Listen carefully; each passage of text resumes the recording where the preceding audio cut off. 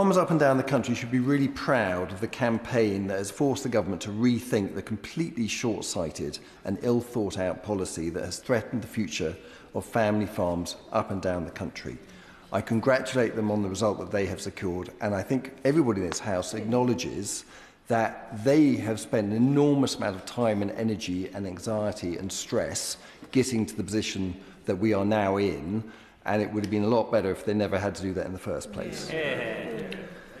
The Liberal Democrats were the first party to come out against these tax changes, and I want to pay tribute to my colleagues, the Right Honourable and Honourable members for Westmoreland and Lonsdale and for Orkney and Shetland, who, along with other Lib Dem MPs, have challenged the government on this at every opportunity and stood in solidarity with the farming community each step of the way. So the government rushed out their original proposal with little understanding of the real-world impact it would have on the sector.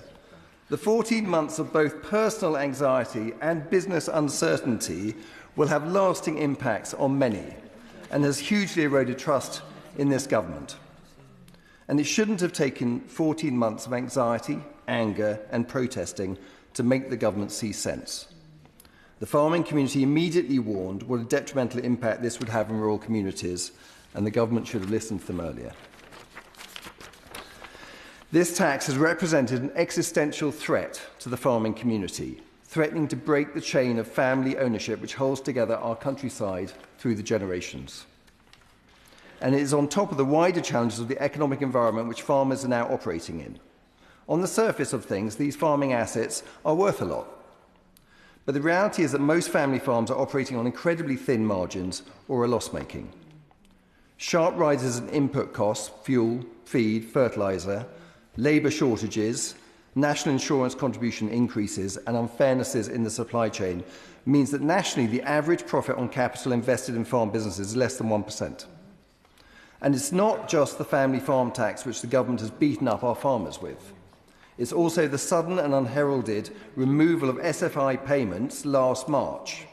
And almost a year later, there is still no news on a replacement scheme. Please can the government move faster to provide a new plan? Farmers urgently need this information as it drives key decisions and the seasons don't wait. We as Lib Dems welcome the U-turn by the government in December, raising the allowance to £2.5 million. And we welcome the change announced in the budget, permitting the allowance to be transferable between spouses and civil partners. But as my right honourable friend, the chair of the EFRA Select Committee, put it, these changes make the policy better. But that is not the same as saying they make it good. So we ask the government to think again in the following areas. The Treasury estimates that this will now raise £300 million by 29-30, down from £520 million. If the same pro rata reduction is applied, then less than £100 million will be raised in 26-27, minuscule against the estimated total tax receipts this year of £1.23 trillion. Professional bodies such as the ICAEW have expressed concern at how administratively burdensome it will be to value assets and calculate potential liabilities, even if there was no tax to pay.